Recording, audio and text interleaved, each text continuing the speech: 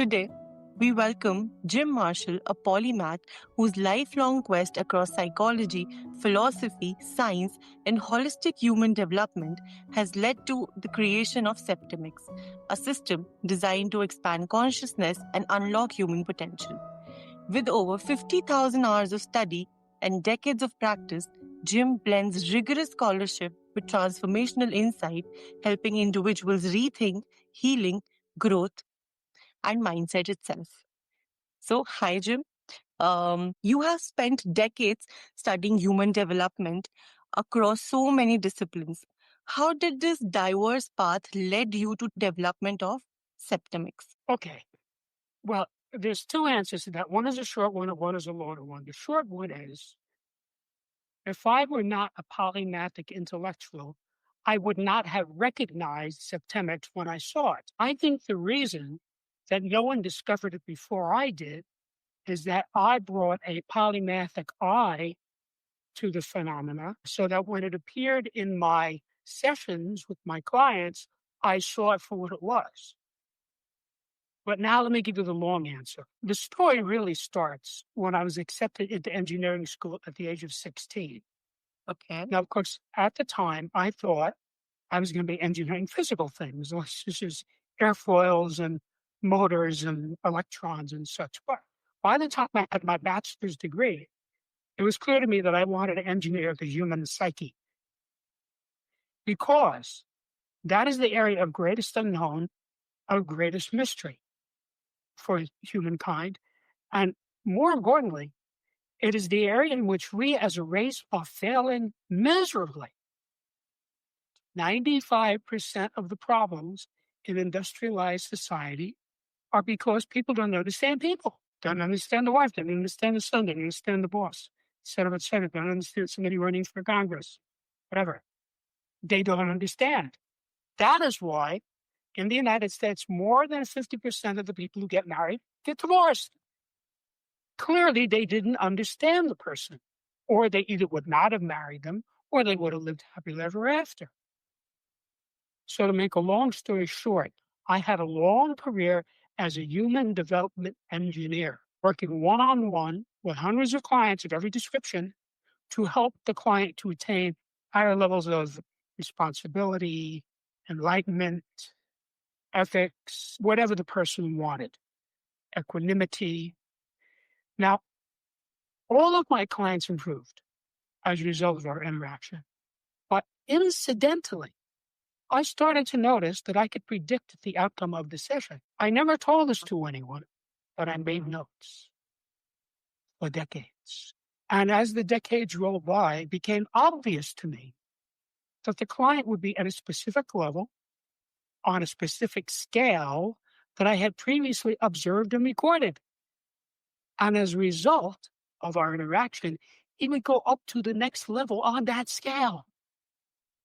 That happened many thousands of times over a 40-year period. Maybe 7,000, 8,000, 9,000 times. We're talking about a lot of data. Now, the fact that clients manifested these phenomena is reliable scientific information because they had no idea how I was doing what I was doing. They didn't know what I was seeing on biofeedback. They didn't know what theories or techniques I was using. I never discussed it. All I knew was the client came to me with a problem or a dilemma or an unwanted condition and said, "Can you help me with this?" And I said, "Yes." And I did. So basically, I was using Socratic dialogue aided by biofeedback. Okay. So the biofeedback made the process orders of magnitude faster than you can see in therapy. So, for example, a guy would go for therapy because he had trouble with women, say, typical example, right? And after a year, he'd be a little bit better, right? With me, I had fixed that in 20 minutes. Wow. That is Yeah. so cool. So what was happening was there was a time collapse here. So I could see this phenomenon in front of me. It wasn't stretched out over a year. It happened right in front of me. You see? Yeah. And I My just God. kept writing it down, writing it down, writing it down. Never told anybody, and nobody knew anything about this until after I discovered Septemics. So let me tell you how I discovered it. By 1995, I had simply observed and recorded about 32 scales that just Yeah. manifested in my sessions. And you have to realize, once I saw it in the session, then I would go out into the world, like to Walmart or to a bank or something, and I'd see exactly the same phenomena. And people I didn't even know, exactly the same thing. It's just like, you see a chrysanthemum, somebody says, this is a chrysanthemum. And then you walk down the street and you see a guy has chrysanthemums in his yard, right? You recognize it because now you know what a chrysanthemum is. See? Yeah. So, so this kept validating. Every time this happened in this session, it verified my hypothesis, which I kept to myself because I wanted to make sure there's no placebo effect. There was no power of suggestion. This is raw scientific data that I simply observed and recorded. Now, by 1995, I had about 32 scales of varying lengths as a result of this process that I just explained to you. So I had a difficult case that I was working on. I tried to assess this client against a particular scale. This was a 6-level scale that I had been working with for decades. So I knew it was correct. I was trying to spot this client on this scale. In other words, what level is she at? Well, I couldn't do it. Then I realized, there's a 7th level. That's why I can't spot it. There's another level that I had not previously observed. As soon as I saw the level, I knew exactly where to insert it in the scale. That was not a question. And when I inserted it, at that moment, that scale went from being a line, which is what a scale is, to a plane, meaning a whole body of data. So I suddenly had all of these interacting, intersecting mathematical data jump out at me that I wasn't even looking for. Now, having taken 26 semesters of math, having loved every minute of it, when math appears, I see it. It's not hard for me to appreciate or understand. So I looked at this and said, wow, this has math embedded in it, like the Fibonacci sequence. So I thought, whatever this is, this thing, it has to be natural law because it's got math embedded in it. And anything that has math embedded in it, like the periodic table or Newton's 3 laws of motion or the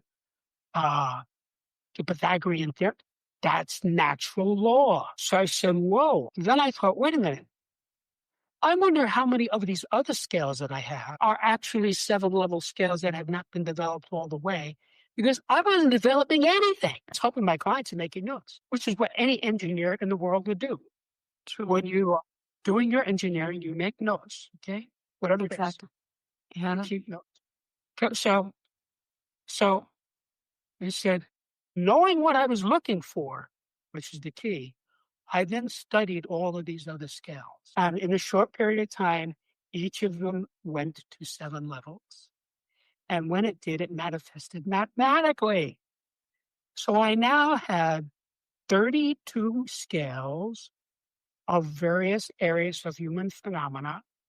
And I'll tell you in a minute what those areas were, Uh-huh. each of which was 7 levels and had mathematics embedded in it. I said, whoa, having gone to school for 28 years, I never saw anything like this. So this looks like a new subject to me. Then I thought, wait a minute. I could go from helping people by the hundreds, which is what I had been doing as a human development engineer, to helping them by the millions if I put this in a book and get it out so everybody can have this and use it. So I'm going to have to write a book. So the first draft was finished in December of 95. And I then sent it in a transcript form to colleagues of mine, all of whom had graduate degrees in a variety of subjects. Okay. And they all loved it. They had differing responses, but distinctly positive responses. And that told me what I already suspected, which is this is a new subject, which people will get. This is not obscure. which will really help people. And the reason for that is, first of all, how to discover the phenomena. And I pretty much told you already how that happened. Mhm. But I did find 3 more skills Okay. as I was writing the book, because I was still working with clients. Working, yeah. So so then I had to take this data and I had to use it to craft a workable philosophic system. Now, as an engineer, like all other engineers in the world, I'm only interested in results and facts. To engineering, opinions and beliefs are utterly irrelevant. We don't consider them. So I had to craft something that would work all the time for every person. That is what engineering is about. In engineering, you cannot say, Yes, you cannot. you can't have the plane fall out of the sky and say, whoops, I got my little. Exactly, Yeah. you cannot do that. You can't have the bridge fall into the river, whatever it is. Yeah. So that took 20 years. Starting from the fact that I had the scales, I developed this system. It took 20 years. Because simply having the scales by themselves is not enough. And if you look in the book, you'll see that each of these scales is presented in what you could call a spreadsheet for a table. So you see the whole panoply of interlocking mathematical manifestations of this. Now, just to allay any fears that your viewers might have, I went out of my way to write this book in a way that the mathematics was minimized. So people who are allergic to math can still easily understand this book. There's only a few places where I could not get away from it. And in order to explain this, I had to explain a little bit of math. And I did that. But that was not hard, because you have to realize I've been tutoring people since I was 14. So I'm really good at explaining things to people in a way that they get. So the hardest part, or I should say the most time consuming part of it, was expressing it in a way that would make sense to the average reader. Because my intent from day one was to help the people of Earth, to give them this data. So this gave me a high bar. When Einstein presented his theories of relativity in 1905 and 1915, I think it was, he did not present it in a way that the average person could understand. He presented it, it was the academic paper presented to mathematicians and physicists. It was very easy. It's not what I wanted to do. I wanted to help people. Yeah.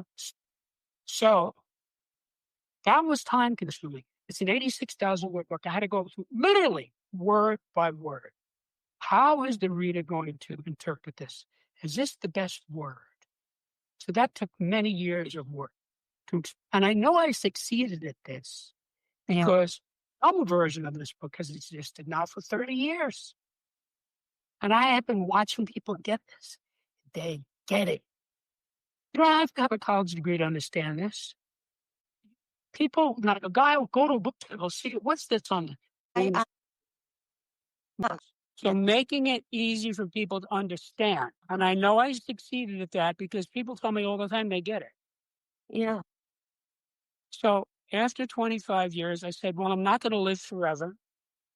People get this, and I published it. Now, if you've ever written a book, you can just keep working on it forever. It's very good. So I published it, and I was pleasantly surprised at the response to this book. Okay. Because the initial response is when they first look at it, they say, oh, I see, that's interesting. But then when they really study it and figure out what it's really about, then the response is something like, wow, this is big. I said, and yes, it's big. Because let me tell you, there are these 35 scales, right? Let me tell you what the 35 scales are, and you will see that I have covered human phenomena. 24 of the 35 are what I call individual scales, and 11 I call group scale. These are the individual scales. The scale of basic purposes, the scale of personal influence, the scale of choice, the scale of permeation, the scale of thought, the scale of identity, the scale of evaluation, the scale of motivation, the scale of control, the scale of stopping, the scale of scholarship, the scale of literacy, the scale of human ability, the scale of memory, the scale of spiritual identity, the scale of mental deletion, the scale of physical fitness, the scale of justification, the scale of belief, the scale of equanimity, the scale of attack, the scale of conflict, and the scale of reaction. And these are the group scales: the scale of relationships, the scale of life spheres, the scale of government, the scale of civilization, the scale of survival, the scale of management, the scale of exchange, the scale of communication, the scale of allegiance, the scale of sexuality, and the scale of politics. Any one of these scales by itself could dramatically improve the life of the reader. And I'll give you an example. I mentioned the scale of motivation. One of the most important things to know about a person is their motivation. Why is this person doing this? We go through this all the time, right?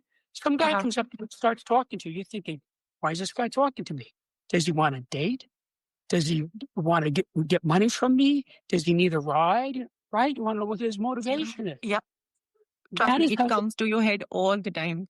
That is how the police solve crimes. They look for someone with a motive, and that person becomes a suspect. So you could ask yourself, just using this scale, what's my mom's motivation toward me? What's my father's motivation toward me? What's my boss's motivation toward me? What's my sister's motivation toward me? Et cetera, et cetera. And you could do this for every person you know and every person you have ever known. Now, every time you get a correct finding, meaning you correctly spot the level, you will have an insight. So let's say you spot that your mother is at level 2 on the scale of motivation. Now I see why she behaves like that. She has this motivation. See? You're having an insight. And that would happen every time you found a correct answer. So you could do this for maybe 200, 300, 400, 500 people. Everybody you know. And every time you do it, you have an insight. Now, the other thing is you could reverse the vector and say, what is my motive toward Joe? What is my motive toward Anne? What is my motive toward my pastor? And so forth. See, it's the opposite question. And the same thing is going to happen. You're finding your motives toward others. And every time you find it, you'll say, that explains why I did that. See? So by the time you finish this exercise, you will, depending on how many people you know, you will have found maybe 500 different motives. So your whole mind on the subject of motivation would have been greatly clarified, because you'll know their motives toward you and your motives toward them. Because you have to realize, once you know the person, like your mother or your spouse or your brother, it's not hard to do this. You just have to know the scale. Because I have reduced it to the 7 basic motivations of humans. Now, you're probably going to say, well, wait a minute. There are thousands of possible motivations. No, there are only 7. Those are subsets of these. So I got it down to the basic 7. You see? Yeah. So let's say you're dating some guy for 3 years and you're thinking about getting married. Wouldn't it make sense to ask, why does this guy want to marry me? Isn't that a sensible question? Yes, yeah. I'm not saying ask the guy, because you don't know what you're going to get. Yeah. Look in the book. There's only 7 possibilities. You know the guy because you've been hanging around with him for 3 years. What's going to happen is you'll look at it, and right away you'll find a bracket. You'll say, well, I know it's not this or this or this. See, you got it down to the other 4. You can eliminate some right away. So then, if you can read the text, you can say, oh, I see now. I see why. This guy wants to marry me because he loves me. That's level 1, the highest motive of all. Let's set the date. Maybe that doesn't happen. If you find that motive somewhere. Maybe what happens is you say, now that I think about this, I think this guy wants to marry me because I drive a Lamborghini. I fly now in Learjet. I have a 60-foot yacht. I live in a $10 million condo and I have $8 million in the bank. See, that's a different motive. That's level 4, money. Lots of people marry people for money. They do. Now, why you decide to do it, that is up to you. That's not for me to say. You might say, okay, this is not the first guy who wanted to marry me for my money, but this guy is smart, he's handsome, he's funny, he's congenial, he's polite, he's educated, so I'm going to marry him anyway. And you might live happily ever after, even though he has that motive. Because there's a lot of people where one person marries the other and they are happy. Yeah. Now you might say, well, how does that work? Did you ever notice how many old, ugly, out of shape guys are married to beautiful young women? So many. There's lots of them. Shocks me. I would look at that and I would say, I don't get this. How does this work? Trust me. I'll tell you how it works. Tell me. Miss Texas, who is the spouse, the guy's wife, she gets a diamond ring, a pearl necklace, a mink coat, a Corvette, and a credit card. So she's happy. She's got everything she wants. Whatever keeps her The happy. guy who's 60, 50 pounds overweight and gray, he gets to marry Miss Texas. You see? So it works. Yeah. But wait a minute, maybe you're not that type of a person. Maybe you're the type of person who says, you know what? I don't want to marry somebody who wants to marry me for my money. I want to marry somebody who loves me for myself. Some people say that and break up. Now, in that scenario, you might think you'd be upset, right? That you lost Yeah. your boyfriend. You will not. You will be happy. You will be relieved. You will say, thanks, Jim, for giving me this. I dodged the bullet. Because you have to realize every time you correctly find a level, you have an insight. That is a positive experience. It's a moment of enlightenment. You just got smarter. So when you use this book, there is a virtuous cycle where the more you use it, the smarter you get. The smarter you get, the easier it is to use. The easier it is to use, the more you use it, and the more you use it, the smarter you get. And this just keeps going forever. And if you live 1,000 years, the book will never wear out because you're going to meet new people and new situations. And you're going to have to drag the book out and say, okay, so this guy wants to invest $1 million in my company.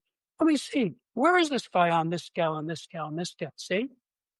Right now, you don't even know this guy, but 10 years from now, you may. You see? So you just keep getting smarter and smarter and smarter. Now, let me tell you, when I was a young person, data didn't exist, right? I hadn't discovered it yet. So I made the same stupid mistakes that everybody else makes. Which is? Same stupid mistakes that everybody, whatever it is, it doesn't matter what it is. Like I'd get involved with some woman because I didn't know anything about where she was on any of these scales, and it would be a train wreck, right? Yeah. That's how most people's lives go. Yeah. Well, for me now, knowing this material upside down, inside out, and backwards, for me, that does not happen, cannot happen, and will not happen. And I'll give you a perfect example. I'm a single guy. So about a year ago, I met this gorgeous blonde. We were both very interested in one another. Okay. So now we're going through the usual getting to know you stuff, right? Yeah, I know. What kind of restaurants do you like to go to? What kind of movies do you like? What is your favorite color? Right, Your stuff like favorite that. food? Right. So Yeah. we had the usual conversations like that, Yeah. right? Hmm. So we had a conversation like that. And I noticed when we were talking that she was low on a particular scale. Okay. I didn't say anything. I just thought about it. Okay. Well, later we had another conversation. Sorry. Yeah. I had another conversation Hmm. and I noticed she's low on another scale. I said, okay. And then we had another conversation. I noticed she's low on a third scale. Now the light bulb is going on over my head. Wait a minute. This is a downscale person. Because if she's low on 3 scales, she's going to be low on many other scales. That is the norm. And I could just see this was not going to work. I was not going to get myself into this, no matter how beautiful she was. You have to realize we didn't have an argument. We were getting along fine. And I just went to her in our next conversation. I said, pass. No thanks. She was shocked. You know why she was shocked? She was so beautiful. I was probably the first guy that ever did that to her because That is, most other guys, they yeah, don't know anything about September. They would have jumped right in and had a train wreck, yeah, right? You see? So this is really useful stuff. So I I do it agree. all the time.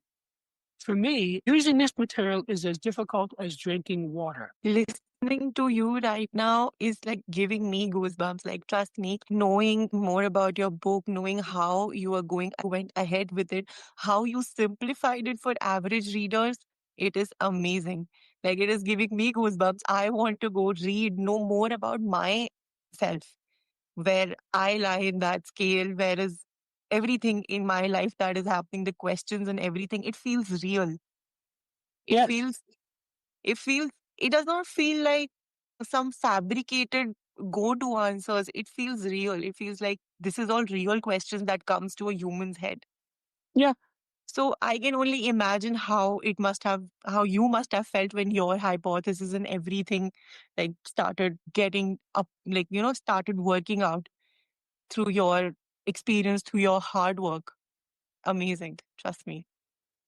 Yeah. And it's not just figuring out you, it's figuring out all the people around you. Around you, yeah, which is very Because important. Like you just mentioned that you don't know what your boss wants, you don't know what your friend wants, you don't know what your spouse wants. right. So yeah, this So, would so let me actually help people with not going through divorces as well. Yes. Now, let me Yeah, tell you, all over the world, people routinely elect morons and criminals to run their governments. yeah, I know. You know why? They don't understand them. So let me give you an example. When Obama Okay. was running for president, I had never heard of this guy before. He had only been in the Senate for 2 years. uh I didn't know anything about him. Now, that was true for most Americans because the people in Illinois knew who he was because they sent him to the Senate. But the rest of us in the other 49 states, we had no idea who this guy was. So I conducted a septemic analysis of him. It took me weeks. uh I studied him. I listened to him. And I have to tell you, people tell you their levels. If you shut up and listen, it comes right out of their mouth. So I studied him. I looked at his body language, I looked at what he said, how he said it. And then I realized where he was on the scale of basic purposes. Now, what could be more important to know than someone's basic purpose? That's what the person is trying to do all the time. Yeah. So once I knew his basic purpose, that informed me as to whether I wanted to vote for him or not. Now, I'm not going to tell you what I discovered because I tell everybody never tell anyone the level of any person on any scale who's living. In other words, if you want to give the level of a dead person, I do that all the time. All right, I can tell you about George Washington and Abraham Lincoln because they're dead. But a living person, you should never do it because number one, it's counterproductive, and number two, it's unethical. Yeah, So, I get it. so when you find your level for yourself, don't tell people. Keep it to yourself. That's what it's for. So you are enlightened. Or if you find, let's say, your spouse's loved ones, don't tell him. All right. Okay. People come to me all the time. They say, tell me my level. No, that's not my place. This book is simple enough. If you follow the instructions in the book, you'll figure it out yourself. It's not hard. No, it's not hard. It's natural law. Okay. Okay. That is amazing. You have worked so hard. You've put so many hours into this to make it easy for people, average readers, normal people who can just read it and understand. It is amazing. And the part where you said that when you know what it is, you keep it to yourself. It should be insightful to you. That is actually, that makes sense. If it is about you, you can work on it. If it is about other person, you can know where you are in the picture, where is it going and everything. It is Right. amazing. Yeah. So So yeah, let's say you have trouble with your mother-in-law, right? Common okay. problem, right? You say she's always telling us we should do this, we should do that. Let me see where she is on the scale of control, right? You Yeah. know her behavior, so you look at this. Hmm. Ah, Uh, she's at level 6 on the scale of control. That's what Okay. is commonly referred to as a control freak. Level 6 on that scale. See? Now you understand this. So your relationship with her just got a little bit better. You may not be able to do anything to change it, but Yeah. you You know. understand it. So she comes and says, you shouldn't wear green dresses. You don't look good in green. It's okay. And then when she leaves, you put on a green dress. It's not her business what you wear, right? Yeah. So but you understand it. Most people are high on some scales and low on other scales. Hmm. That's the norm. Yeah. So you Yeah. might have a wonderful husband. He's high on, let's say, 20 of the 35 scales, and Uh-huh. he's low on 15. When you see, when you know that a person is low on a scale and that comes up, you can tiptoe around it because you know what's Uh, going on. For uh, example, I have a friend, wonderful guy, love the guy, but he is mm. what I would call a political extremist. And as I point out in the scale of politics, those are the people who cause all the trouble, the extremists. Yeah. So when he goes into that, Donald Trump, I'm not going to get into that with him. I just say, how's your son? Oh, he's fine. Well, what's he doing now? Oh, he's living in Virginia. Really, Tom? Has he got a house? Yeah. Where's that? See, we're off the subject. We're off it. And that way I can preserve the relationship. So that's how you use this. This is amazing. Like, trust me, understanding someone makes your life easier. Even though you can act on it, you cannot act on it, but just that you have an idea of Yeah. why is this person doing this, what is her vision behind this, what is it, it makes your life easy. Does not Yes. matter about there, but it makes you at a better place, brings Yes. your head out of, and going to therapy, this takes hours and years and times and sessions and so much, and you have this with your book you can do it on your own. That's right. I went Yeah. out of my way to write the book in such a way that once you have the book, you Yeah, don't need anything else to use it. You exactly. don't need to join a club. You don't need to join a church. You don't need to hire a facilitator. You don't need to go into therapy, et cetera, et cetera. You don't need to spend it. It's just you and the book. The only thing you might need is a dictionary, but I would say that's for every book on earth. Yeah, true, agreed. And Even that's learning. yeah. That's learning. But I went even there. I made it easy because there is a glossary for not only for every chapter, even for the introduction. There's a Wow, glossary. So you I'm have giving you really put in specific all. definitions. Yeah, you have really put in all your efforts into it. So, Jim, thank you so much for sharing your vision and opening our minds to the possibilities of human potential. How can our listeners connect to you if they want to? Okay, well, I would invite them to my website, which is septemics.com, Septemics, where they can see what many readers have said about it, what many Mhm. journalists have written about it, what the reviews are.